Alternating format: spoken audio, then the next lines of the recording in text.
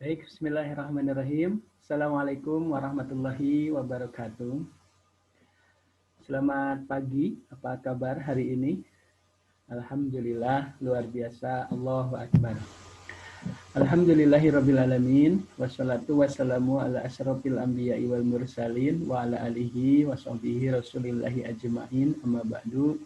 Puji dan syukur kita sama-sama panjatkan kehadirat Allah Subhanahu wa taala yang senantiasa melimpahkan rahmat, taufik, hidayah serta inayahnya kepada kita semua sehingga pada pagi hari ini kita bisa berkumpul dan dipertemukan dalam kegiatan proses belajar mengajar di kelas manajemen C ya, semester 2. Mudah-mudahan pertemuan kita hari ini mendapatkan ridho dan berkah dari Allah Subhanahu wa taala dan kita semua selalu dalam keadaan sehat, dijauhkan dari segala mara bahaya, kemudian dan yang lain-lainnya ya, penyakit juga dan lain-lainnya.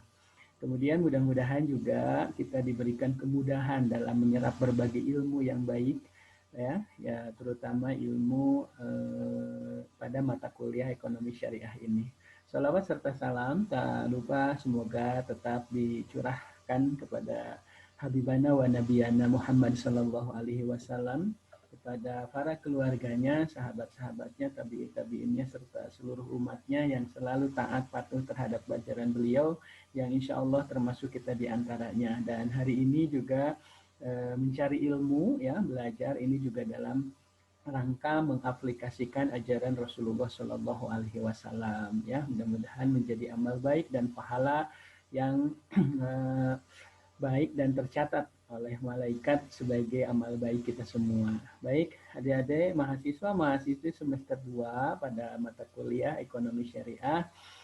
Terlebih dahulu sebelum nanti ke materi, Bapak ingin mengucapkan walaupun sudah terlewat 1-2 minggu ya, minal aidin wal faidin, taqabbalallahu minna wa minkum, taqabbalallahu syamana wa syamakum, taqabbalallahu ya karim. Nah, mudah-mudahan kita semua ya jelas, apalagi Bapak banyak sekali kesalahan, kekurangan dan kehilapan yang entah itu disengaja atau tidak disengaja, kemudian juga disadari atau memang tidak disadari oleh Bapak, banyak sekali kesalahan yang menyinggung, kemudian mungkin juga tidak nyaman di hati. Mudah-mudahan saring lubar ya, selamat lebaran ya.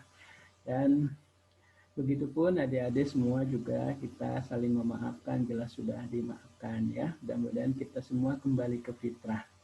Baik adik-adik mahasiswa dan mahasiswi di manajemen C semester 2 yang Bapak banggakan, untuk materi hari ini yang akan disajikan oleh kelompok 5 ya, kelompok 5 ini dari Teh Lisa, Kang Mahesa, Kang Raihan dan Kang Hilmi. Nah, ini akan mempresentasikan tentang kaidah hukum transaksi ekonomi syariah ya.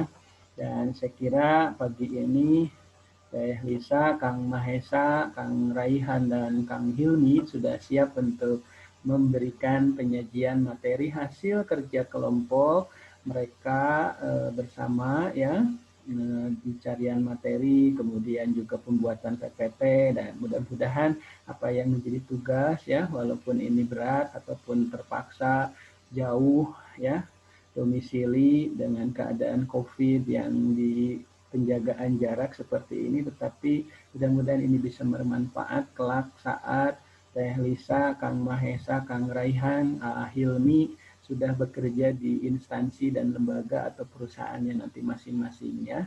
Nah, baik, untuk mempersingkat waktu silahkan kepada kelompok Teh Lisa, Mahesa, dan Kang Raihan serta Kang Hilmi untuk segera mempresentasikannya. Baik, silahkan. Assalamualaikum warahmatullahi wabarakatuh. Waalaikumsalam warahmatullahi wabarakatuh. Salam hormat kepada Bapak Supayadi Bayangkin selaku dosen pengampu mata kuliah ekonomi syariah Islam dan kepada teman-teman yang kami banggakan. Baik, dalam kali ini kami kelompok 5 akan mempresentasikan tentang teori atau kaidah hukum transaksi ekonomi syariah. Yang pertama kita perkenalkan dulu ya anggota kelompoknya, dimulai dari saya selaku moderator. Bisa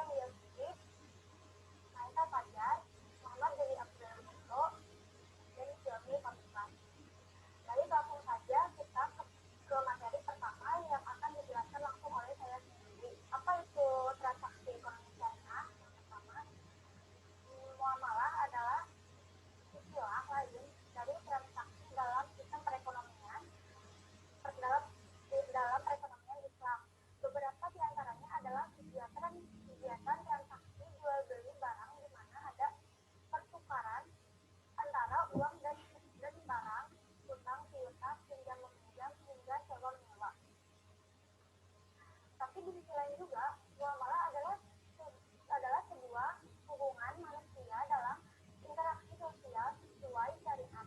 Karena manusia merupakan makhluk sosial yang tidak dapat hidup berdiri sendiri. Dalam hubungan dengan manusia lainnya, manusia dibatasi oleh syariat tersebut, yang terdiri dari hak dan kewajiban. Lebih jauh lagi, interaksi antara manusia tersebut akan membutuhkan kesepakatan demi kemaslahatan bersama. Dalam arti luas, muamalah merupakan aturan Allah untuk manusia untuk bergaul dengan manusia lainnya dalam berinteraksi, sedangkan dalam arti khusus, muamalah adalah aturan dari Allah dengan manusia lain dalam hal mengembangkan harta benda. Jadi, sekian pemaparan dari saya. Dilanjut kepada mereka, dipersilakan. Ya, baik. Mereka menjelaskan tentang prinsip pelaksanaan transaksi ekonomi. Itu prinsip pelaksanaan transaksi Islami. Untuk dapat menerapkan ekonomi Islam secara teknis, ada beberapa hal prinsip yang harus diperhatikan dan dipegang terus oleh umat Islam. Prinsip dasar ini menjadi patokan dalam perkembangan ekonomi dan transaksi. Tentunya kapanpun dan dimanapun teman-teman sudah berganti. Perkembangan teknologi dan juga berbagai ilmunya menuntut bahwa manusia harus berpegang pada prinsip satu, adanya akad atau perjanjian. Hai orang-orang yang beriman, penuhilah akad-akad itu, dihalalkan bagimu binatang ternak kecuali yang akan dibacakan kepadamu. Yang demikian itu dengan tidak menghalalkan berburu ketika kamu sedang mengerjakan haji. Sesungguhnya Allah menetapkan hukum menurut jalan implementasinya. Quran surat Al-Maidah ayat 1. Di dalam ayat tersebut dijelaskan bahwa manusia harus memenuhi akad. Hal ini juga berlaku dalam hal ekonomi. Akad atau perjanjian juga harus dilaksanakan sebelum adanya transaksi. Untuk itu, dalam proses transaksi pasti akan selalu ada kesepakatan mulai dari penentuan harga, kualitas barang, syarat-syarat penjualan, dan pembelian barang, dan sebagainya. Akad ini dilakukan bukan saja hanya karena untuk formalitas, melainkan menjamin hak dari setiap orang agar transaksi ekonomi tidak ada yang dirugikan sama sekali. Akad ini juga berfungsi agar kedua belah bisa menjalankan dengan keterbukaan dan transparansi, sehingga dalam waktu tidak ada yang merasa dirugikan atau dibohongi. 2. Berniaga dengan jalan suka sama suka. Dalam transaksi termasuk pada transaksi ekonomi, maka pelaksanaannya harus dilakukan pada suka sama suka. Dalam transaksi tersebut tidak boleh ada paksaan ataupun hati yang tidak ikhlas ketika melakukannya. Hal ini didasarkan pada ayat berikut. Hai orang-orang yang beriman, janganlah kamu saling memakan harta sesamamu dengan jalan yang batil, kecuali dengan jalan perniagaan yang berlaku dengan suka sama suka di antara kamu. Dan janganlah kamu membunuh dirimu, sesungguhnya Allah adalah Maha Penyayang kepadamu. Quran surat An-Nisa ayat 29. Untuk itu, menjalankan transaksi menurut Islam harus dilakukan dengan suka sama suka, tidak ada yang dizalimi, paksaan, apalagi ancaman dalam melakukannya. Agar suka sama suka, maka transaksi tersebut harus dilakukan oleh orang yang sadar, berakal, dan juga bisa memilih sesuai dengan kebutuhannya. 3. Larangan penipuan. Nabi Muhammad SAW melarang jual beli yang mengandung penipuan. Hadis riwayat Muslim. Hadis ini menunjukkan bahwa kita dilarang untuk melakukan jual beli yang bersifat mengandung penipuan, ketidakjujuran, seperti membohongi proses barang, membayar tidak utuh, berjanji dan tidak ditepati, dan sebagainya termasuk ke dalam penipuan yang jelas berdosa jika dilakukan. Selain itu, harta yang dijelaskan dari hadis tersebut tentu adalah harta yang halal dan tidak berkah. Penipuan yang membuat efek lagi sementara sedangkan transaksi tersebut justru membawa efek mudarat kepada mereka sendiri, seperti tidak akan dipercaya, membangun moral yang buruk, dan hilangnya keinginan pada titik tertentu. 4. Prinsip akuntansi dan kejelasan transaksi. Prinsip transaksi ekonomi Islam yang terakhir adalah adanya pencatatan dan kejelasan transaksi. Prinsip ini harus dilakukan agar tidak ada konflik, merasa tertipu, atau pelaku transaksi yang kabur. Untuk itu Allah mengatakan bahwa hendaklah ada saksi atau pencatatan yang dipercaya agar transaksi ekonomi dapat dibuktikan dan tidak lupa begitu dalam peminjaman utang, maka baiknya ada penjelasan dan juga pembuktian bahwa kita pernah membeli atau memberikan uang kepada siapa, di tanggal kapan, dan saksi yang dapat dipercaya. Untuk hari ini, saksi sudah dapat berkembang, adanya mesin print, CCTV, rekaman scanning, dan sebagainya. Bisa membuktikan transaksi seseorang. Hal ini bisa mencegah manusia untuk berbuat kejahatan dan melakukan penipuan. Tentu saja akan mudah diketahui jika melakukan penipuan.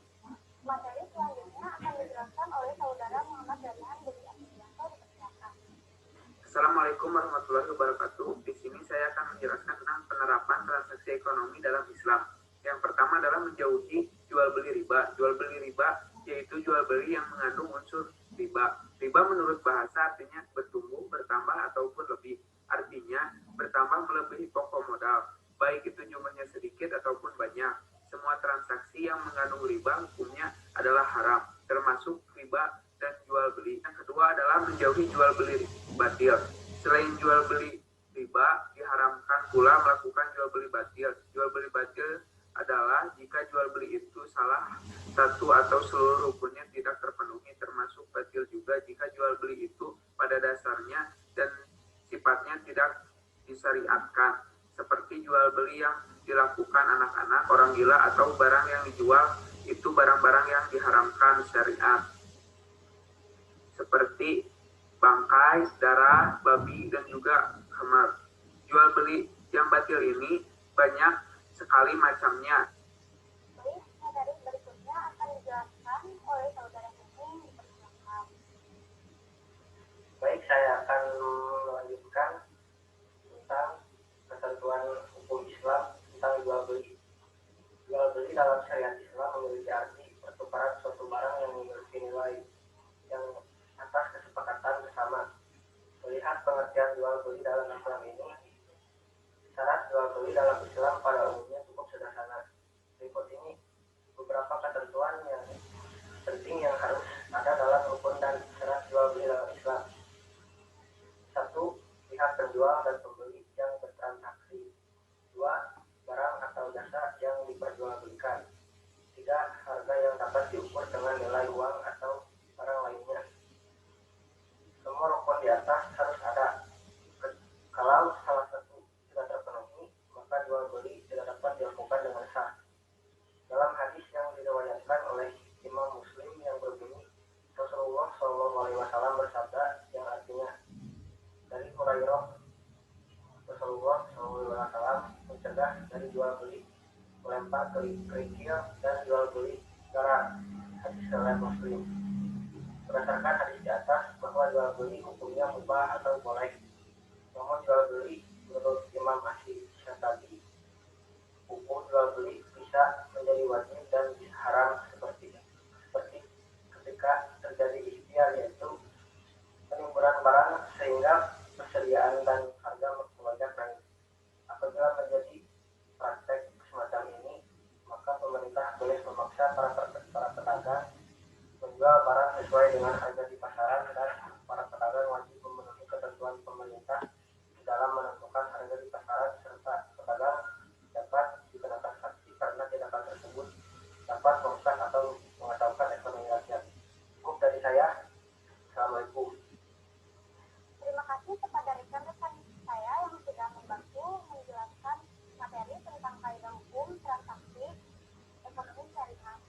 Maka dapat disimpulkan, hukum muamalah adalah hukum Islam yang berkaitan dengan hak dan harta dari transaksi antara seseorang dengan orang lain, atau seseorang dengan badan hukum atau antara badan hukum dengan.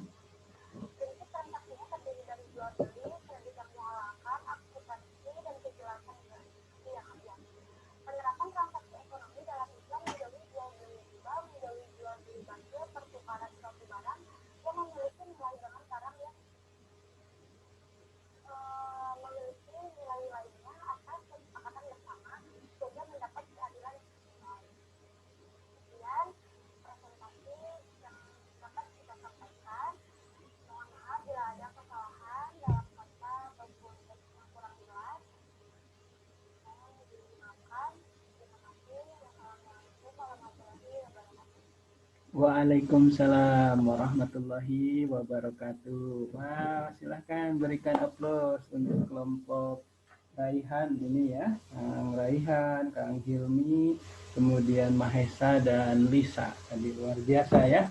Sudah mempresentasikan transaksi dalam ekonomi syariah ya. Jadi berbisnis, berekonomi tetapi dengan pola sesuai syariah. Jika kita memahami dan mengetahui bahwa Rasulullah Shallallahu Alaihi Wasallam juga merupakan pelaku ekonomi yang handal ya, terutama di bidang jual beli berdagang ya dengan istrinya Siti Khadijah juga, bahkan beliau seorang yang bisa dibilang memiliki gelar Al-Amin ya, jujur, pedagang jujur ya. Ini merupakan prinsip-prinsip dari sebuah ekonomi syariah ya.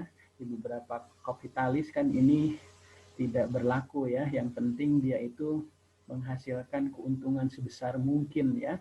Nah, kalau kita keuntungan penting besar, tetapi tetap yang harus diperhatikan adalah proses-prosesnya ya. Luar biasa. Terima kasih kepada lupa barusan Kang Mahesa ya, yang Raihan, Hilmi dan Teh Lisa tadi yang sudah mempresentasikan ya. Dan dalam transaksi tadi kita bisa melihat bahwa banyak diilustrasikan transaksi ekonomi syariahnya dalam jual beli ya. Nah, walaupun memang Bapak bisa tambahkan bahwa transaksi ekonomi syariah memang tidak hanya jual beli ya, ada sewa ya, ada sewa menyewa juga itu transaksi ekonomi. Misalkan Anda sewa kendaraan ya, ngerental, kemudian sewa kios, sewa kos-kosan, itu juga merupakan muamalah ya tadi ya.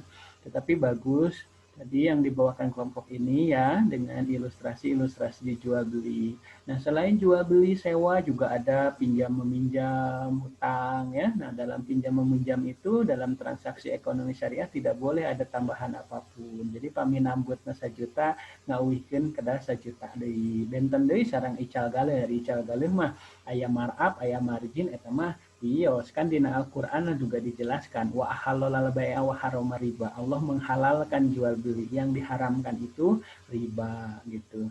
Kemudian juga Teh Lisa, Mahesa, kemudian Raihan dan Hilmi dan teman-teman kelas C.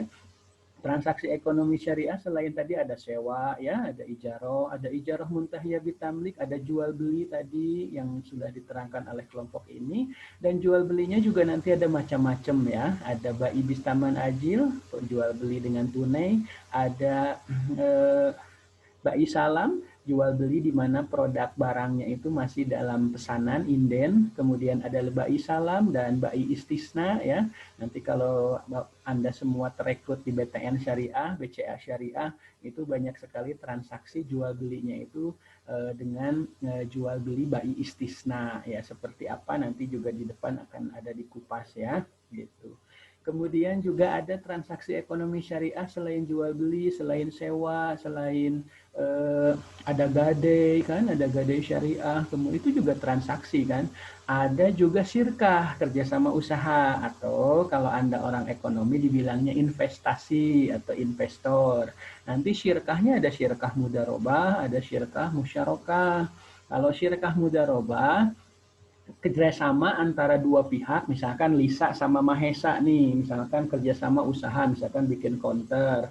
Nah, kalau mudarobah itu satu pihak yang memodali 100% dari counter itu, misalnya modalnya 100 juta, Lisa memodali 100 juta, Mahesa mengelola, atau sebaliknya Mahesa yang memodali, Lisa yang mengelola usahanya gitu. Tapi kalau musyarakah, kerjasama musyarakah, kedua belah pihak sudah sama-sama berinvestasi dana. Misalkan tadi Mahesa dari modal total 100 juta itu Mahesa 10 juta, kemudian Lisa 90 juta, atau sebaliknya gitu ya. Atau misalkan berempat musyarakah, dari modal total kontra 100 juta itu Hilmi investasi misalnya 15 juta. Nah, itu mah tergantung daduhna pan.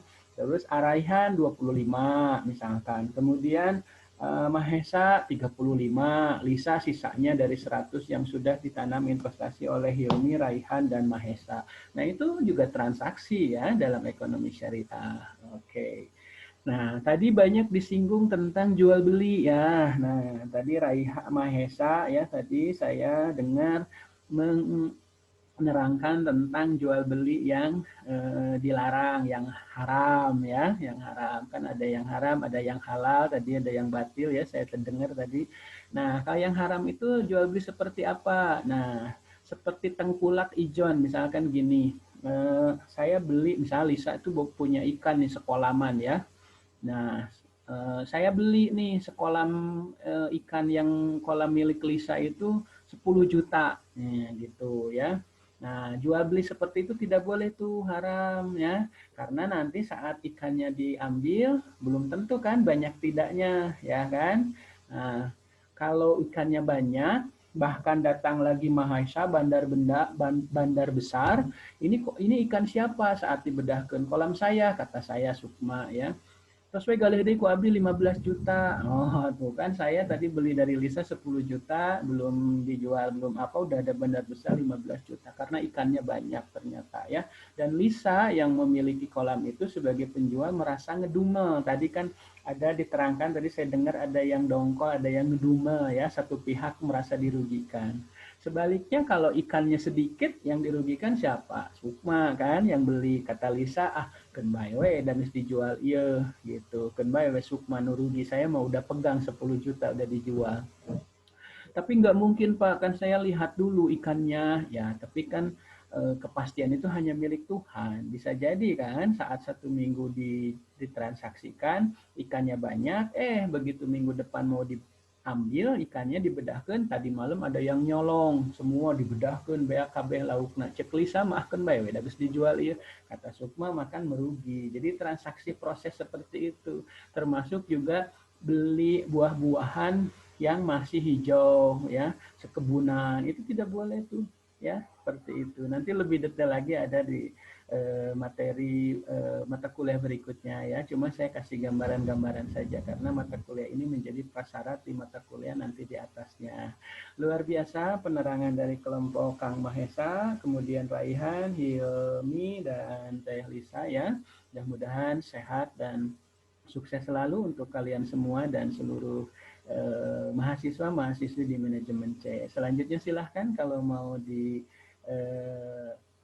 bahas, ada diskusi ya yang memang mau dipertanyakan, silahkan di grup WA ya. Ya, baik, terima kasih. Mohon maaf dari saya juga apabila ada kekurangan, kesalahan, dan kehilapan. Billahi taufiq wal hidayah. Wassalamualaikum warahmatullahi wabarakatuh.